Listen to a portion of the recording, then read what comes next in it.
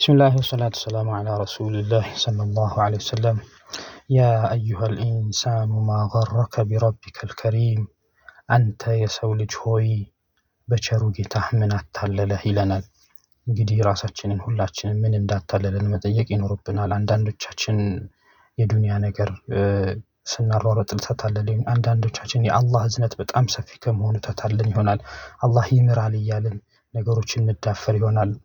አንዳንዶቻችን በጣም ቀለል ያሉ ነገሮች እንዲማይታሰቡ ነገሮች ሊያታልሉን ይችላል። አንዳንዶቻችን በፊልም፣ አንዳንዶቻችን በሌላ በሆነ ነገር ብቻ አኺራን አላህን ከማስታወስ ለአላህ የሚገባውን ጊዜ ከመስጠት ለቁርአን የሚገባውን ጊዜ ከመስጠት ተዘናግተናልና ሁላችንም ራሳችንን ልንጠይቅ ይገባል።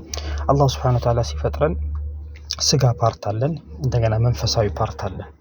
ይህ ስጋዊ ፓርታችን ከመሬት እንደመምጣቱ ከመሬት የሚመጣ ነገር ከመሬት የሚበቅሉ ነገሮች ናቸው ለሱ እርካታ የሚውሉት ማለት ነው። ሌላኛው መንፈሳዊ ፓርታችን ደግሞ ሩህ የሚባለው ከሰማይ የመጣው ከሰማይ የመጣ ደግሞ ከሰማይ የመጣ ምግብ ይፈልጋል። ያ ከሰማይ የመጣ ምግብ ደግሞ ይህ ቁርአን ነው።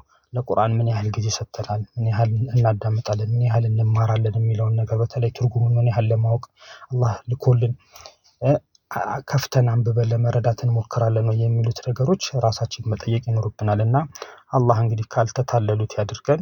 አላህ Subhanahu Wa Ta'ala እሱን ከሚፈሩት ከሚጠነቀቁትና ነገም ጀነት ከሚገቡት ያድርገን። ሰላም አለይኩም ወራህመቱላሂ ወበረካቱ።